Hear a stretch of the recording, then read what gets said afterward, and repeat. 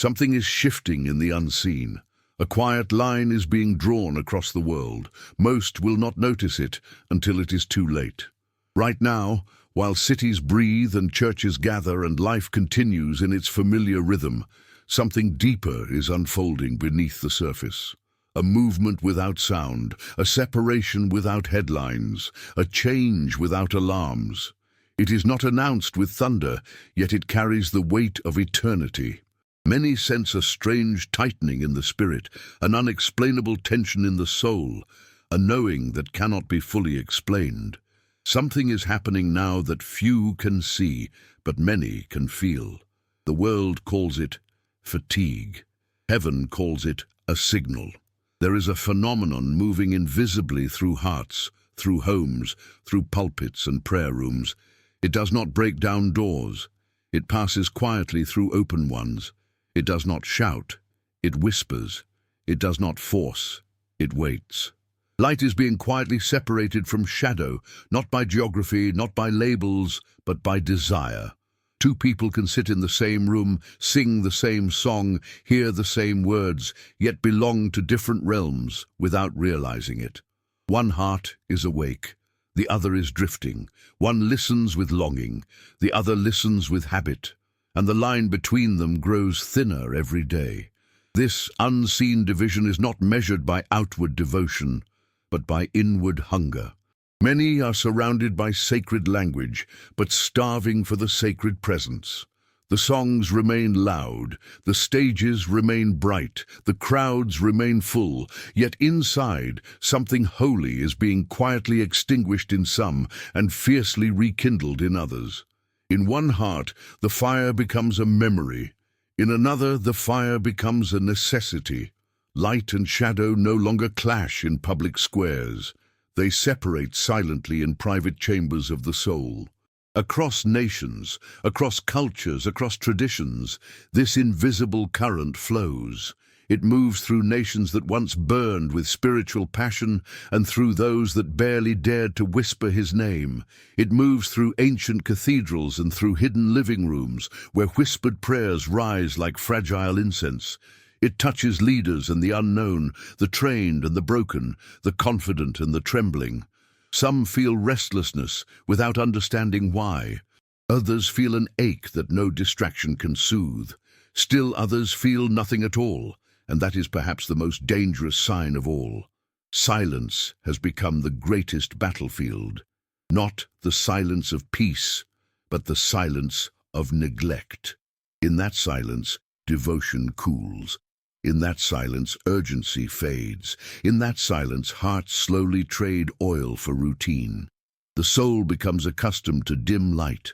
Eyes adjust to twilight and begin to call it day. The subtle loss of burning desire does not arrive with grief, it arrives with comfort. It feels safe, it feels reasonable, it feels normal. And that is how the deepest awakenings are often lost, not through rebellion, but through gradual sleep. Yet at the same time, something else is happening. In hidden places, far from applause, a different fire is growing. There are hearts that cannot settle, knees that bend long after the room has emptied, prayers that are not performed but poured out. These souls feel the weight of the hour, even when they cannot name it. They sense that life is not simply moving forward, it is approaching. They wake with a quiet urgency, not driven by fear, but by longing. They feel like travelers at dawn, packing in silence because the departure is near. This is the phenomenon no eye can photograph and no broadcast can explain. It cannot be graphed, measured, or predicted by human systems. Yet its effects are everywhere. Relationships grow strangely strained as spiritual directions quietly diverge. Choices once heavy become suddenly light. Convictions once vibrant become negotiable. Prayer becomes unnecessary for some and irresistible for others. The same wind that dries one leaf fills another sail. The same light that comforts one blinds another, and all of it unfolds without spectacle. Many assume these shifts are the natural exhaustion of a heavy world, the psychological weight of difficult times, the emotional strain of constant noise. And indeed, The world is heavy, but there is more at work than fatigue. Something eternal is brushing against something temporal.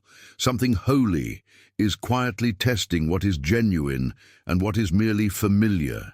What once could coexist in the same heart is now being gently, firmly separated. This is not coincidence. It is movement with intention. It is not chaos. It is alignment. It is not abandonment. It is preparation. What feels like confusion in the natural is often precision in the spiritual. What feels like delay is often selection. What feels like loss is often separation for preservation. Heaven does not rush, but it never arrives late. Most will ignore the small signs because they do not roar. They whisper. They appear in subtle changes of appetite, in shifts of passion, in the strange discomfort with old compromises. They appear in the quiet grief over a prayer life that once burned brighter. They appear in the sudden dissatisfaction with shallow answers. They appear in the sacred hunger that no sermon alone can satisfy. Something has already begun, not with spectacle but with selection, not with noise but with discernment, not with visible judgment but with invisible division. And the tragedy is not that many cannot see it. The tragedy is that many will not want to. This is not the end of the story. This is the opening of it. What is unfolding now is not meant to terrify, but to awaken. What feels like thinning ground beneath the feet is actually the uncovering of what can truly stand. There is purpose in this trembling. There is mercy even in this separation. And there is a voice moving gently through the noise, calling those who still have ears to hear.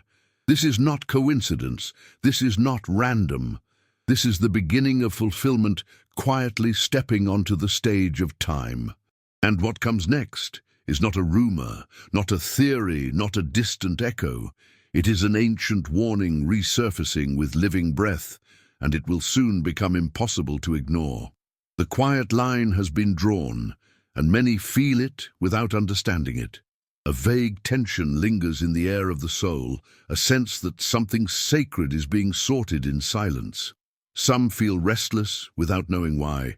Others feel calm without realizing the danger. The invisible movement continues, separating longing from routine, fire from ash, hunger from habit.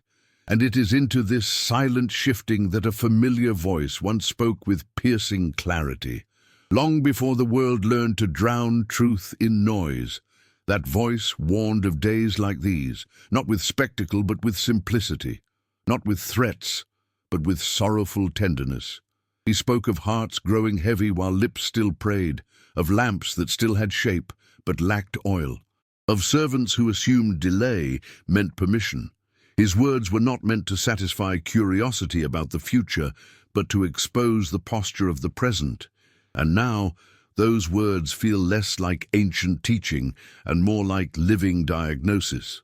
He spoke of a time when many would say they were secure while quietly drifting from the source of their security.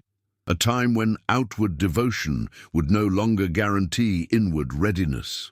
A time when people would mistake familiarity with faith for intimacy with God. He warned that the greatest danger would not be persecution, but comfort. Not open rebellion, but subtle neglect. Not sudden collapse, but gradual sleep. The warning was never about the sky growing dark. It was about the heart growing dim. Even then, he described gatherings where the doors were open, but the oil was scarce, where voices were loud, but awareness was low, where lamps were carried proudly, yet the flame was fading. Some had prepared in secret, unseen by others. Others had relied on what once burned brightly, assuming yesterday's fire would be enough for today's darkness. When the moment arrived, there was no time to borrow what had never been cultivated. The difference between readiness and regret was revealed in a single, irreversible instant. These were not distant metaphors meant for a forgotten generation. They were living mirrors for every season that drifts towards spiritual comfort. They were not meant to produce fear, but vigilance, not panic, but watchfulness. The tragedy he described was not that some were unprepared. The tragedy was that many were convinced they were prepared when they were not. Today, the echoes of that warning sound uncomfortably familiar. Churches are full, yet many hearts are distracted. Songs are sung, yet many spirits are tired.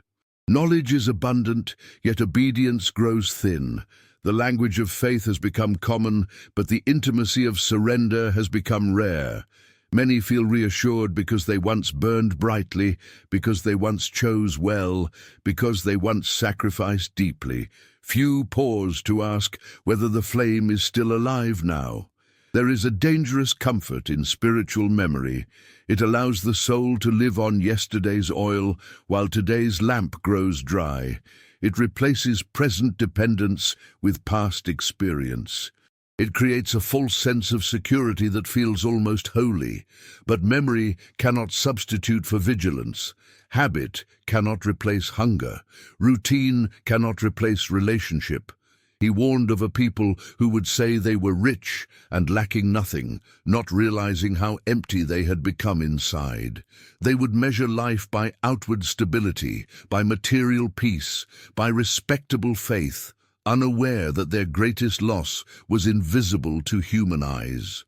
They would confuse blessing with approval. They would confuse survival with communion. They would confuse noise with presence, and still his warning was never fueled by condemnation. It was shaped by love, a love that refuses to flatter the soul into sleep, a love that disturbs comfort to preserve life, a love that speaks truth even when truth is unwelcome. He did not expose the danger to shame, but to awaken. He did not reveal the risk to overwhelm, but to rescue. The invisible phenomenon unfolding now is the very environment his words prepared us for.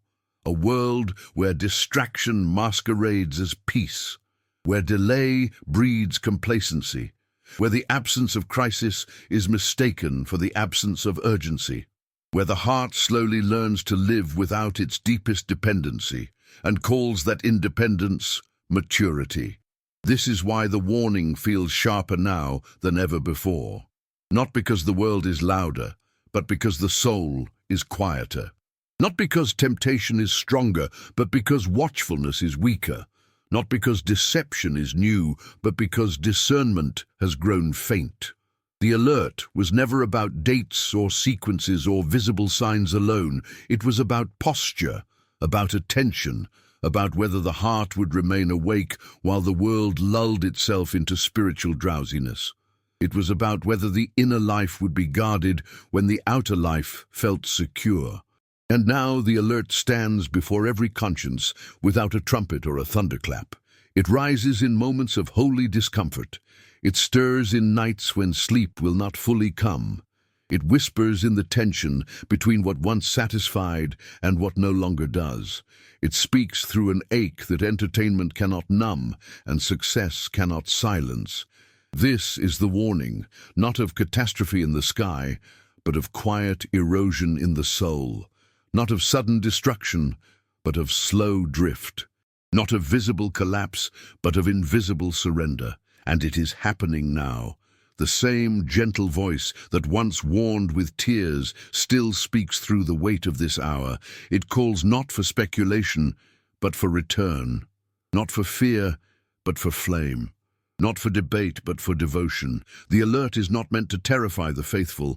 It is meant to awaken the sleeping. This is the moment where comfort becomes the greatest test. This is the hour where silence reveals what noise once hid. This is the season where the difference between knowing about God and knowing Him becomes impossible to ignore. The warning has not expired, it has ripened, and it is no longer only a story once told. It is a reality now unfolding. This is the alert, and it is happening now. There comes a moment when comfort is no longer the measure of faith, and ease is no longer the language of favor. There comes a season when what once felt stable begins to tremble, not to destroy, but to reveal. This is the hour of testing, when what is shallow is shaken loose and what is rooted is driven deeper. Many misinterpret this season as rejection. In truth, it is refinement. It is not abandonment. It is invitation. Refinement never feels gentle to the surface, but it is always precise at the core. It removes what cannot endure what is coming. It strips away what no longer serves the eternal purpose forming within. In this process, familiar supports fall away. Voices once constant grow quiet. Paths once crowded become strangely narrow. The soul discovers that what once felt like loss is often the mercy of subtraction. What feels like loneliness is often the beginning of consecration. There was once a man who built in quiet obedience while the world laughed in careless noise. Day after day, he labored under open skies, guided by a voice only he seemed to hear. Around him, life flowed as usual. Inside him, eternity thundered. When the waters finally rose, it was not the storm that saved him. It was the preparation forged in unseen days. Others had the same rain. Only one had the ark of obedience. There was once a family pulled from familiar ground in urgent flight. Behind them, the city still glittered.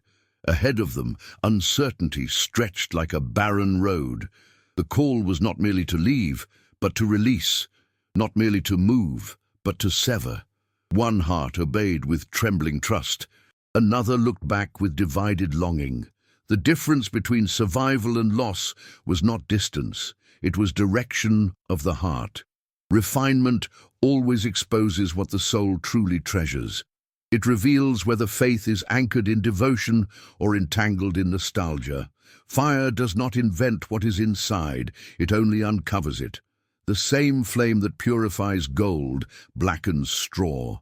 The same heat that releases fragrance from incense hardens clay. In this hour, many feel heat and assume harm. Few recognize that what burns is only what cannot remain.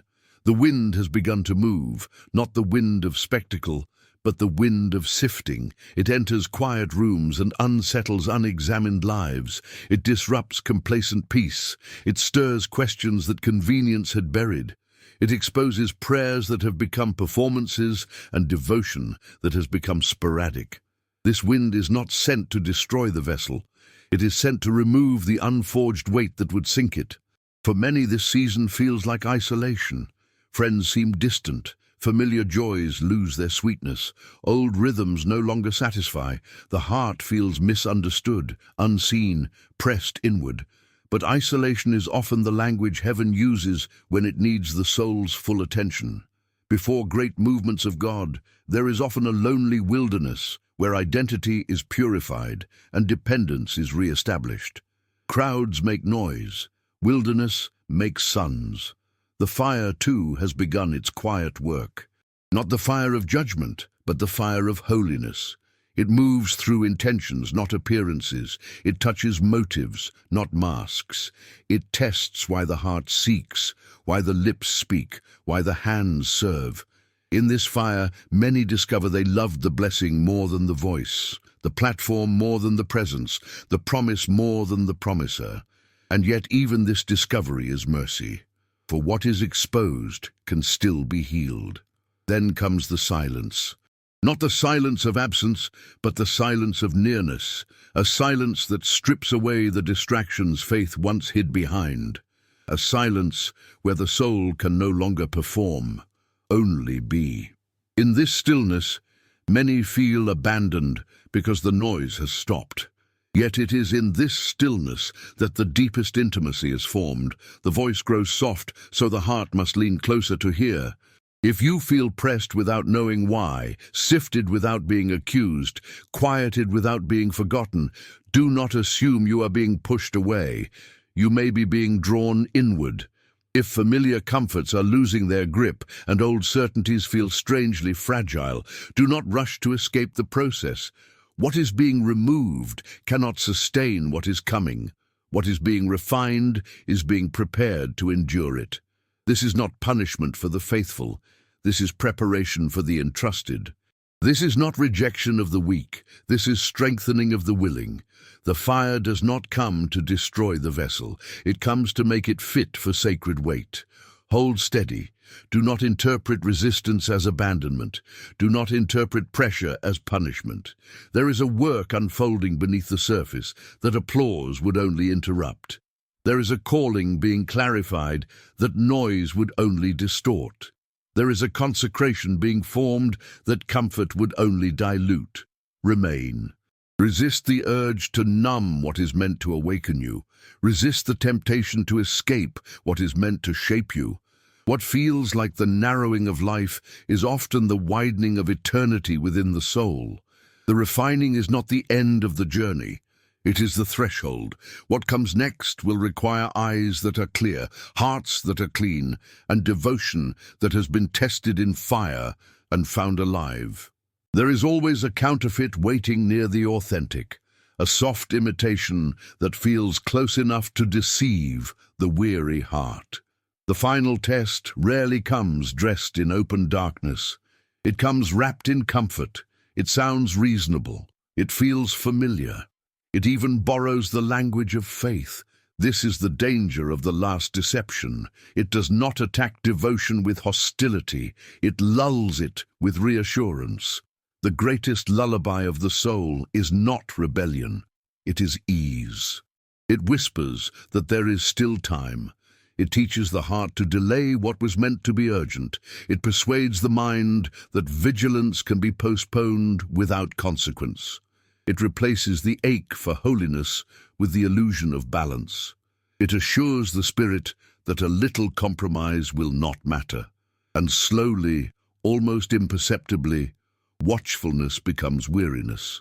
The deception rarely announces itself as wrong. It appears as rest. It feels like reward. It seems like maturity. It comes with language that sounds wise and measured. Do not be extreme. Do not be so intense. Do not carry such urgency. Everything is fine. The world has always been this way. These quiet suggestions do not lead the soul into darkness through a door. They gently close its eyes while it is sitting in the light.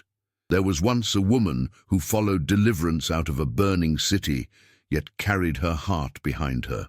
Her steps moved forward, but her desire remained entangled. She did not run back. She only looked back, and in that single glance, longing revealed where her true attachment still lived. The body had left danger, the heart had not. The result was not dramatic pursuit, it was instant stillness, a reminder that salvation of location does not guarantee salvation of affection. There was once a procession of brides who all believed they were ready. Their lamps were held with confidence. Their expectations were shared. Their sleep was equal. All appeared the same in the waiting. Yet midnight revealed what daylight had concealed. Some had prepared in secret. Others had relied on assumption. When the moment arrived, no argument could replace what had been neglected in private. The door did not close in cruelty. It closed according to readiness. There was once a community that believed itself complete, prosperous, and secure. They saw no cracks in their walls because they measured health by comfort. They believed they lacked nothing because nothing was visibly missing. Yet they could not see their own poverty of spirit. They mistook stability for intimacy. They mistook success for nearness. They mistook religious activity for spiritual aliveness. And the greatest tragedy was not their blindness, but their confidence in it. The enemy rarely removes devotion directly. He distracts it. He rarely attacks faith openly. He drowns it in noise. He rarely steals the flame outright. He simply surrounds it with enough comfort that it no longer needs to burn. Pleasure becomes protection. Entertainment becomes anesthesia. Productivity becomes substitution. The soul becomes busy enough to avoid stillness and full enough to avoid hunger. False readiness is subtle. It dresses itself in routine. It speaks in religious tone. It performs sacred actions without sacred weight. It attends, participates, agrees, and affirms. Yet beneath the surface, the heart has grown distant without realizing it. It still holds language for God, but no longer trembles in his nearness. It still speaks of grace, but no longer aches for holiness. It still remembers the fire, but no longer feeds it. The final deception is not about denying God. It is about redefining him into something less demanding. It reshapes righteousness into preference. It reshapes repentance into regret. It reshapes surrender into moderation. It reshapes urgency into optional devotion. And in this softened version of faith, the soul feels safe while slowly slipping into spiritual sleep. This is why discernment grows rare in comfortable seasons. When life feels stable, watchfulness feels unnecessary. When danger is invisible, vigilance feels extreme. When compromise brings no immediate consequence, conviction feels outdated. And so many lose their edge not because they chose darkness, but because they no longer feared drifting into it. This is the test beneath the test. Not whether one can endure suffering, but whether one can remain awake in peace. Not whether one can resist attack, but whether one can resist sedation. Not whether one can stand when the storm comes, but whether one can stay alert while the room grows warm and quiet. Examine the soul gently but honestly. Where has longing been replaced with maintenance? Where has intimacy been replaced with information? Where has dependency been replaced with confidence? Where has prayer become performance? Where has hunger become habit? These questions are not accusations. They are invitations to wakefulness before the door is tested. The final hour does not belong to panic. It belongs to clarity. It does not belong to terror. It belongs to truth. It does not belong to despair. It belongs to decision. The lullaby is playing quietly across the world, and many are already drifting into its rhythm without noticing. Awake now, before the light is tested, before the oil is gone, before the silence becomes weight. Awake while there is still time to rise. There is a way to live in this hour without fear and without sleep, a way to walk awake without carrying panic in the chest. Readiness is not built in noise. It is cultivated in quiet, faithful devotion. It is formed not through dramatic moments alone, but through small, daily choices that guard the flame when no one is watching. The oil that sustains the lamp in the night is gathered in ordinary hours that seem to hold no spectacle at all. The soul that remains awake learns to return again and again to the place of unseen prayer. Not rushed words, not ornamental phrases, but honest communion where masks fall and hunger speaks freely. In that place the heart is softened and the voice of God becomes familiar again. Silence is no longer empty. It becomes sanctuary. The soul learns to listen before it learns to ask, and the noise of the world slowly loses its authority. There is also the discipline of quiet surrender, where the heart regularly loosens its grip on hidden attachments. The soul that confesses does not grow weaker. It grows lighter. What is brought into the light loses the power to drag the spirit in darkness. Repentance is not humiliation. It is alignment. It is the continual reorientation of desire toward what is eternal. And in that alignment, peace returns without dulling vigilance. There are seasons where the body is invited into consecration so the spirit may grow sharper. When appetite is restrained, discernment awakens. When the flesh is quieted, the inner ear grows sensitive again. In such moments, the soul remembers that it is not sustained by comfort alone, but by sacred reliance.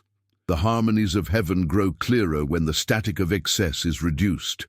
Yet readiness is not built only in withdrawal. It is proven in daily life, where love is chosen when it is inconvenient, where truth is held when it is costly, where forgiveness is offered when pride demands distance. Watchfulness is woven into how one speaks, how one listens, how one treats the unseen and the inconvenient. The lamp is filled not only in prayer closets, but in quiet acts of obedience that leave no trace of applause. There was a man who once drifted through life with a heart divided, chasing gain with restless hands. Success met him early, but peace never followed. Every night the weight of possessions pressed heavier than the joy they promised. One evening, in a moment of quiet unraveling, he knelt without eloquence and spoke a simple surrender. No thunder answered him. No vision filled the room. Yet something unseen shifted, and a new hunger was born that no wealth could replace. There was a woman whose faith had become routine, steady yet distant, like a memory carefully preserved but rarely visited. She served, she attended, she agreed with every truth she heard. Yet one night, alone with an unguarded heart, she realized she had remembered God more than she had sought him. Her return was not dramatic. It was sincere. And sincerity awakened a fire she thought had long since faded into ash. There was a young soul who lived surrounded by noise and constant motion, feeding the mind with endless images and the heart with fleeting pleasures. Still, an ache grew that none of it could touch. In the quiet rebellion against distraction, this soul learned to step into stillness. At first, the silence felt unbearable. Soon, it became holy ground. And in that quiet, a calling emerged that noise would have forever buried. These stories are not rare. They unfold every day in hidden rooms and quiet moments. They reveal a simple truth. Readiness grows where relationship is chosen over religion, where longing replaces routine, where devotion becomes personal again. The difference between religiosity and living faith is not found in vocabulary, but in proximity. One speaks about God, the other walks with him. Vigilance is sustained by love, not by anxiety. The soul that truly longs for the return of the beloved does not watch with dread, it watches with yearning. Hope sharpens the eyes, love keeps the lamp filled, fear only exhausts it. The heart that remains tender remains awake. The heart that grows hard grows sleepy without realizing it. This is why the separation, as painful as it often feels, is also mercy. It exposes what must be healed before the final call sounds. It reveals what must be released before the door closes. It draws lines not to condemn, but to clarify. Mercy separates in advance, so that judgment does not have to separate later. The invitation in this hour is not to strive, but to return. Not to perform, but to abide. Not to prove readiness outwardly, but to cultivate intimacy inwardly. The oil is still available, the flame can still be fed. The door of mercy is still open. What matters now is not where the soul once stood, but where it stands today. What follows must not be built on fear of being left behind, but on love for the one who is coming. For it is love that keeps the eyes lifted, the heart clean, and the lamp alive in the waiting. This is not a message of punishment, it is a message of mercy. The separation that now unfolds in silence is not meant to destroy, but to preserve what can still be awakened. The narrowing of the path is not cruelty, it is clarity. The stirring of the soul is not threat, it is invitation. What feels like pressure is actually preparation. What feels like shaking is actually mercy, making room for what must remain. The time is short, the signs are quiet, the call is gentle, yet urgent. The oil still flows, the lamp can still burn, the heart can still return.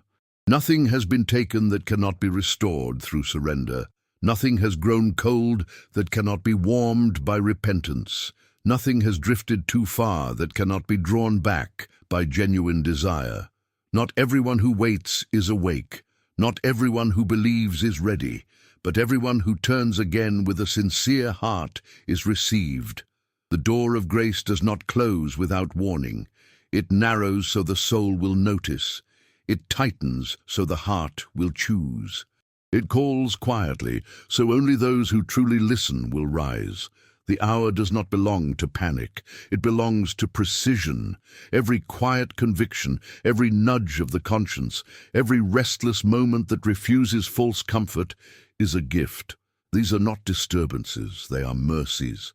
They are the shepherd's quiet pull on the heartbeat before night fully falls. The time is short, the signs are clear, the voice is near. It does not shout into the streets, it speaks into the inner room. It does not compel with fear, it draws with truth. It does not chase the crowd, it calls the willing. The time is short, the signs are clear, the door is still open. Do not wait for louder proof. The whisper is already enough. Do not wait for visible shaking. The unseen is already moving. Do not wait for forced urgency. Love is already calling you forward. Stay awake, stay pure, stay ready. Stay awake when distraction grows sweet. Stay pure when compromise feels harmless. Stay ready when delay feels safe. For the night will pass in a moment, the quiet will break in a breath, and what has been prepared in secret will be revealed in light. The flame that was fed in hidden hours will not be extinguished when the wind rises. The heart that chose intimacy over routine will not be ashamed when the call is heard. This is not the end of hope. It is the threshold of fulfillment. This is not the closing of mercy. It is the final widening of it before the door is tested. This is not the loss of the faithful. It is the gathering of the ready. The time is short, the signs are clear, the call is living. Stay awake, stay pure, stay ready.